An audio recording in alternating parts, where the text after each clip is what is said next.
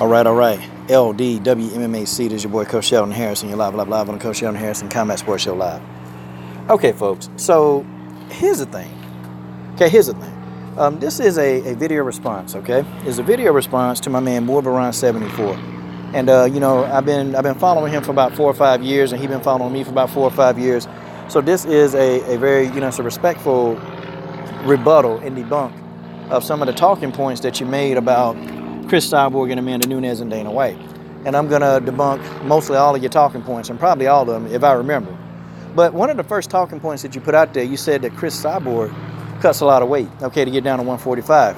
That's a fact, okay? No bones about it, that is a fact, okay? You said that Amanda Nunes, okay, is a much smaller fighter than Cris Cyborg. That's not a fact.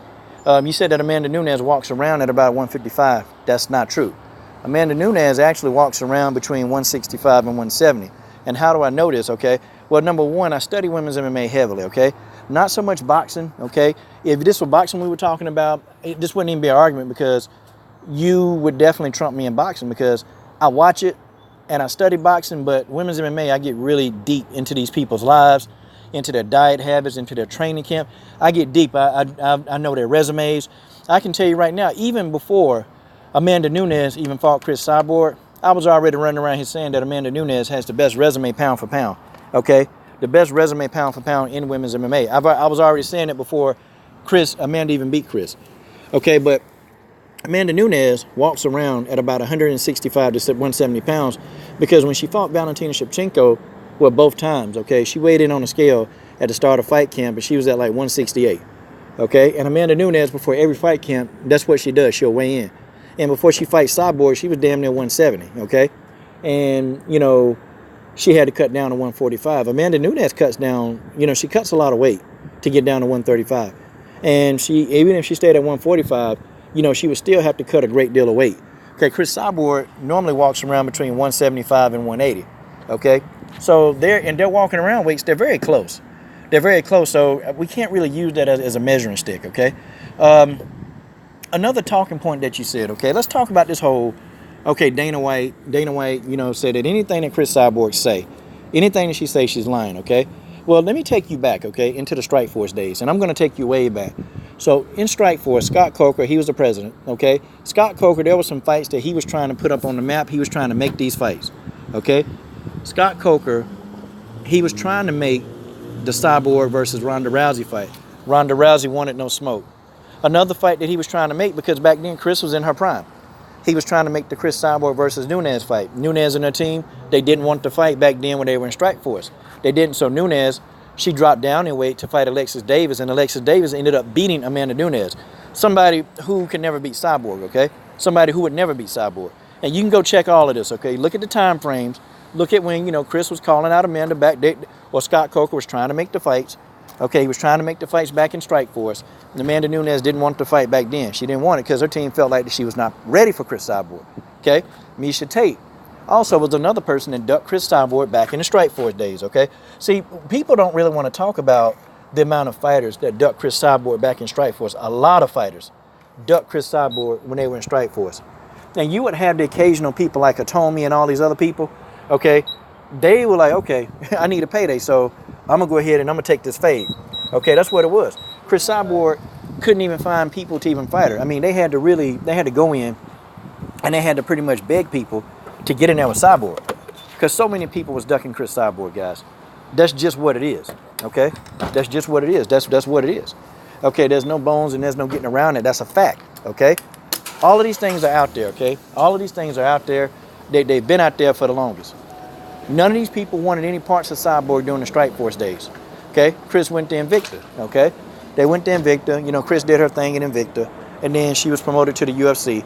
And the UFC was telling her, Cris, if you come to the UFC, we'll do this. See, they promised Cris a 145-pound division, but they didn't come through on the promise. Instead of having Cris in a 145 division, they told Cris, nope, you got to take these two catch weights at 140. Okay, and if you don't take these two catch weights at 140, then we can't keep you. So what did Cris do? She obliged. She took the two catch weight fights at 140. Okay, because you had people who did not want to fight Cris Cyborg at 145 pounds. These are facts. These are people who was running their mouth in the UFC, Ronda Rousey definitely wasn't going to do it. Okay, she definitely wasn't going to do it. And, you know, Ronda had already lost to Holly Holm. She had been out for a hiatus. But, you know, Dana was saying that, well, Ronda wanted that fight with Cris Cyborg. No, she didn't. Ronda Rousey wanted no smoke, and even when they were in the UFC together, and Ronda was still an active person on the roster, okay? She just, you know, she was in hiding for a while, but Ronda Rousey never wanted to smoke.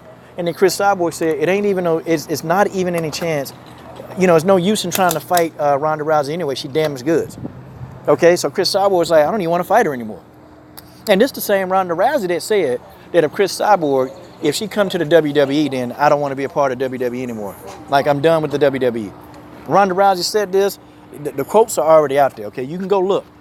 So Ronda Rousey didn't even want no parts of Cyborg, even in scripted, okay? Even if the event is scripted, Ronda Rousey wanted no part of Cris Cyborg.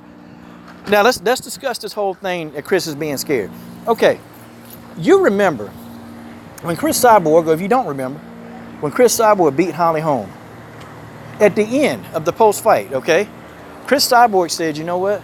Amanda Nunes running around here talking junk, okay? She running around here saying a whole bunch of stuff about me. And so she said, look, Amanda Nunes, we got to handle that. Now, here's a fact for you. Amanda Nunes typically never called out Cris Cyborg. It was Amanda Nunes' girlfriend that actually came out with that information. She came out with it. And Nina Ansaroff said, listen, you know, Amanda Nunes wants Cyborg. And everybody was like, dang. And y'all remember, because, man, why can't Amanda talk for herself, you know? And that's what we were tripping on. Like, dang, Amanda can't even talk for her own self. But come to find out, it was true. Amanda Nunes did want to fight with Cris Cyborg. She did, okay? That's just what it was. She wanted that fight, okay? And we were all saying, well, why Amanda can't talk for herself?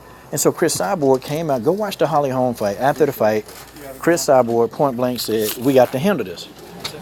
Yeah. So was Cris scared? Was Cris afraid? Was she afraid then? Okay, she said she wanted to fight. Thank you, man.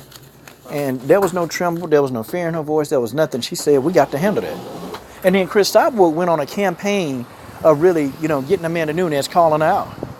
Because Cris Cyborg wanted the fight to be earlier, remember? And Amanda Nunes running around here saying, well, no, you know, I need 9 months to get myself acclimated to the weight.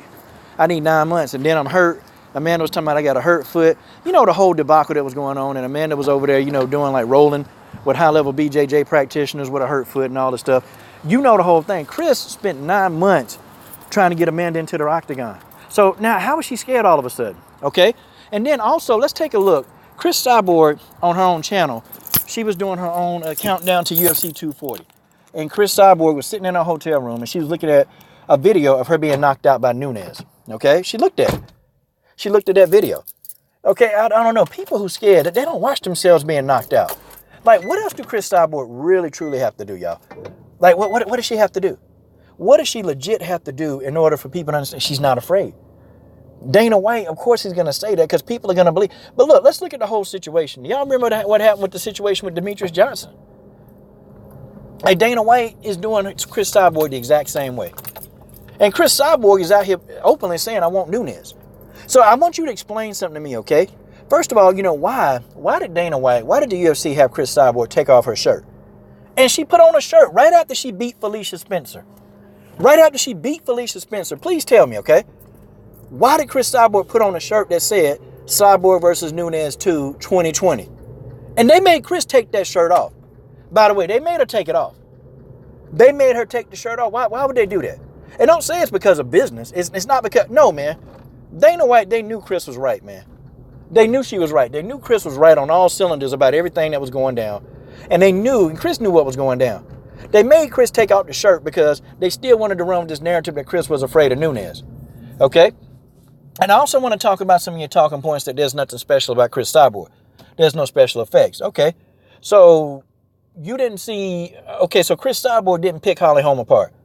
Because everybody's running around here talking about that Holly Holm was a boxer. Everybody said this, that if Cris, you know, wanted to stand with Holly Holm, it was going to be dangerous because Holly's a better boxer and all this nonsense.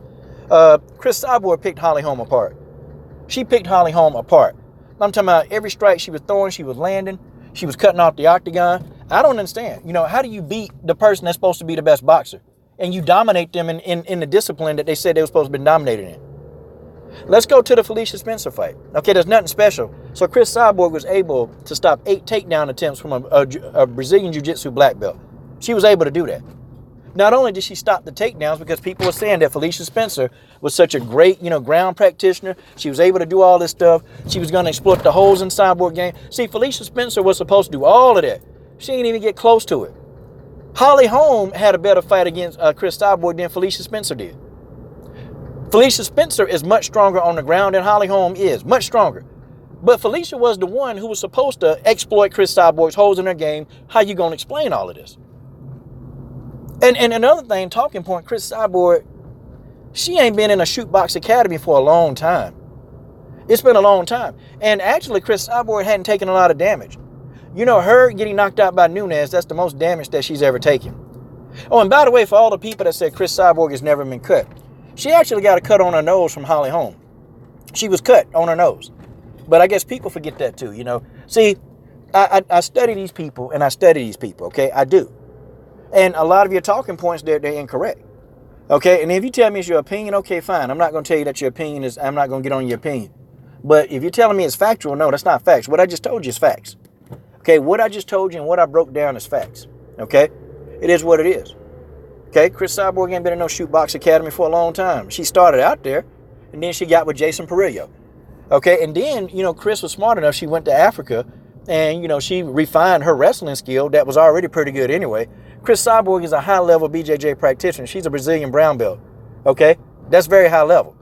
That means you're high level. Cris Cyborg, she's wrestled. Okay, she wrestles.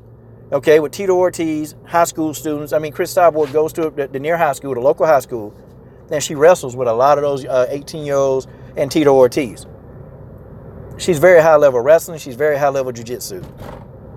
So all of that stuff that she ain't got no skills and nothing special, nah, that's wrong too. Okay? And then did we look at how she was stopping the takedowns? Did we look at how she was countering? Cris Cyborg is one of the best counter punchers in the game. Did you see how many times she countered Holly Holm, who's supposed to be the superior boxer? How are we going to explain all this? I'll wait for your response. So we definitely can talk about it live, because I'm with you on that. You and me, we ain't never had no issues. We can talk live, and I can sit here and I can tell you all the information. But some of the stuff in the MMA field, is just erroneous. What you said is wrong. Cris Cyborg is not afraid of Nunes. She's not. She's never been afraid. And that's just the way that is. I'm done.